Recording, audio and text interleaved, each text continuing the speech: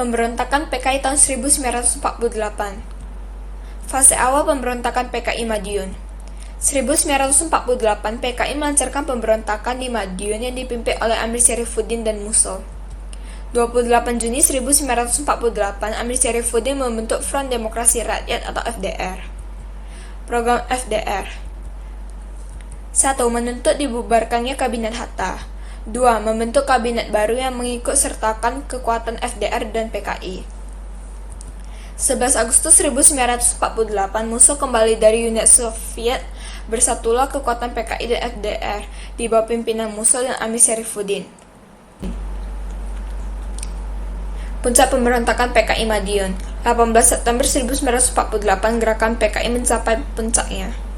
Susunan Pemerintah Negara Republik Soviet Indonesia. 1. Kepala Negara Musso. 2. Kepala Pemerintahan Amir Syarifuddin. 3. Panglima Angkatan Perang Kolonel Djoko Suyono. Akhir pemberontakan PKI Madiun. Presiden Soekarno dan Perdana Menteri Hatta mengutuk keras tindakan PKI. Pemerintah melancarkan operasi penumpasan, yaitu Gerakan Operasi Militer atau GOM. Panglima Jenderal Sudirman mengeluarkan perintah. Kolonel Gatot Subroto merupakan Gubernur Militer Jawa Tengah. Kolonel Sungkono merupakan Gubernur Militer Jawa Timur. Kedua tokoh militer tersebut diperintahkan untuk memimpin dan menggerakkan pasukan guna menumpas pemberontakan PKI di Madiun dan sekitarnya. 30 September 1948, Madiun dapat dikendalikan pemerintah Indonesia. Musso ditembak mati di daerah Ponorogo. Amir Syarifuddin ditangkap di daerah Purwadadi. Pemberontakan APRA atau Angkatan Perang Ratu Adil didukung pasukan KNIL Koninklijk Nederland Indisch Leger, dipimpin Kapten Westerling dan Sultan Hamid. Tujuannya mempertahankan bentuk negara federal dan mempertahankan tentara di setiap bagian RIS. Gerakan APRA menangkap dan membunuh menteri seperti Sultan Hamengkubuwono, Mr. Ali Budiorjo, dan Kol TB Simatupang. 1950, Sultan Hamid ditangkap.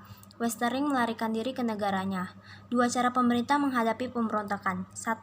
Memaksa APRA meninggalkan Bandung. 2. Menangkap anggota APRA dan memberikan politisi negara Pasundan yang terlibat. Pemberontakan DI-TII di Jawa Barat dipimpin Sekar Maji Marijan Kartosuwiryo untuk mendirikan negara yang berdasarkan agama Islam dan lepas dari NKRI.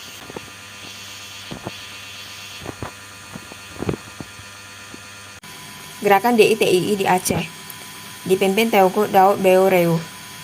21 September 1953 mengeluarkan maklumat yang isinya Aceh merupakan bagian dari NII di bawah pimpinan Kartosuwiryo. 21 Desember 1962 tercapai musyawarah kerukunan rakyat Aceh oleh Panglima Kodam Pertama Iskandar Muda Kolonel M. Yasin. Gerakan DI-TII di Jawa Tengah. Gerakan Majelis Islam dipimpin Amir Fattah di Tegal dan Brebes. Gerakan Angkatan Umat Islam dipimpin Mahfud Abdurrahman di Kebumen. Gerakan ini dipimpin Kartosuwiryo. Pemerintah membentuk pasukan Banten Raiders untuk mengatasi pemberontakan DI-TII. Gerakan DI-TII di Sulawesi Selatan dipimpin Kahar Muzakar. 30 April 1950 menuntut Komando Gerilya Sulawesi Selatan KGSS, di mana pasukannya masuk ke APRIS dengan nama Brigade Hasanuddin.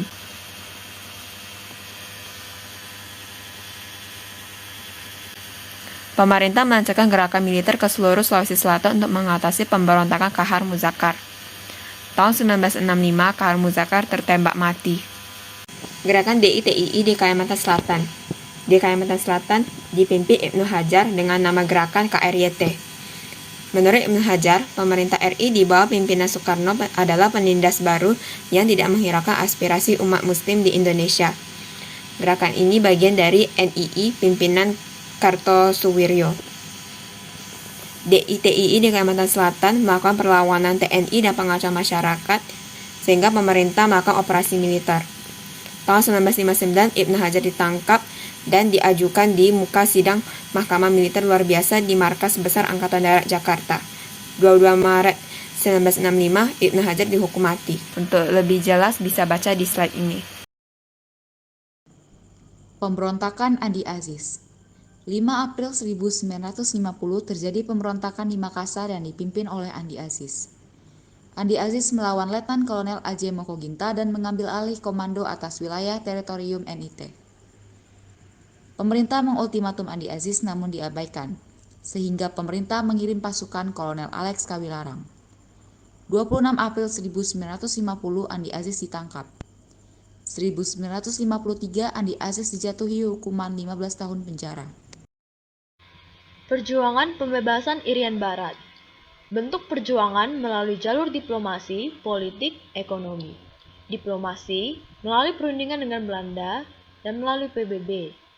Politik, Kabinet Ali Sastro Amijoyo membentuk pemerintahan sementara Irian Barat sebagai bagian dari RI.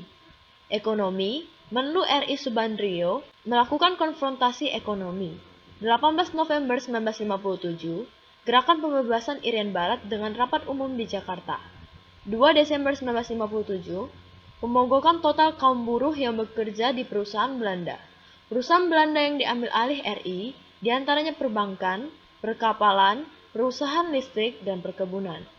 Perjuangan dengan konfrontasi bersenjata. Pertama, Trikora atau Tri Komando Rakyat.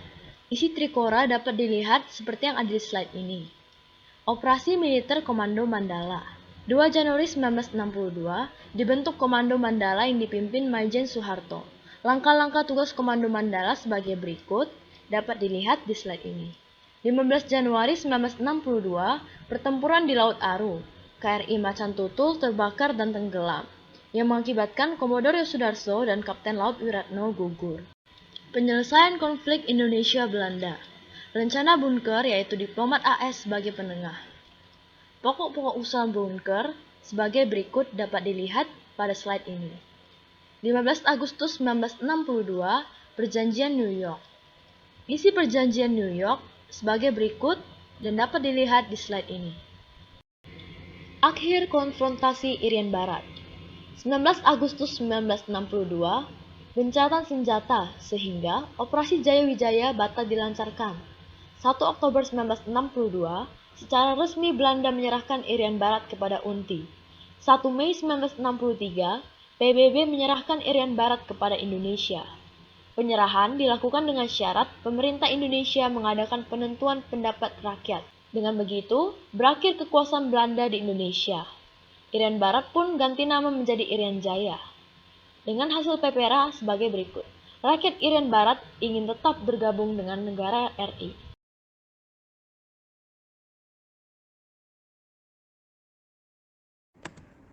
Pemberontakan G30 SPKI. G30 SPKI, Gerakan Pengkhianatan. Tujuan, merebut kekuasaan dan mengganti Pancasila menjadi ideologi komunis. Gerakan 30 September 1965, PKI menculik dan membunuh perwira TNI AD dan jasad mereka dimasukkan ke dalam sumur tua di Lubang Buaya, Jakarta. 1 Oktober 1965, pemimpin pemberontakan Letkol Untung menyatakan telah berhasil mengambil tindakan atas Dewan Jenderal yang akan melakukan kudeta serta berdirinya Dewan Revolusi. Tindakan-tindakan PKI untuk memperkuat diri bisa dilihat di slide ini.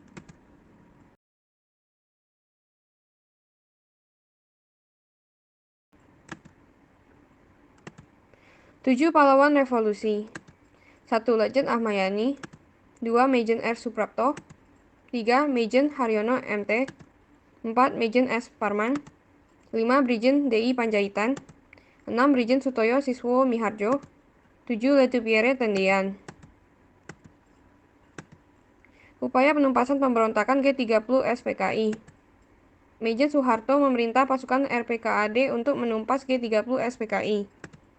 1 Oktober 1965, 1. Maijen Soeharto mengumumkan G30 SPKI adalah suatu pemberontakan dan Presiden Soekarno dalam keadaan selamat, rakyat diminta tenang. 2. Jakarta dapat dikendalikan dan markas PKI dikuasai oleh RPKAD. 2 Oktober 1965, jenazah perwira TNI AD berhasil ditemukan di sumur tua di daerah Lubang Buaya. 5 Oktober 1965, jenazah perwira TNI AD dimakamkan di Taman Makam Pahlawan Kalibata. 9 Oktober 1965, Kolonel Latif berhasil ditangkap di Jakarta. Upaya penumpasan pemberontakan G30 SPKI. 11 Oktober 1965, Kolonel Untung tertangkap di Tegal, Jawa Tengah. 19 Oktober 1965, jenazah Kolonel Katamso dan Letkol Sugiono dimakamkan di Taman Makam Pahlawan Semaki. 21 November 1965, DN Aidit tertangkap dan ditembak mati 2 hari kemudian. Banyak tokoh PKI yang tertangkap dan diajukan ke Mahkamah Militer Luar Biasa. Dengan demikian, G30S PKI berhasil ditumpaskan.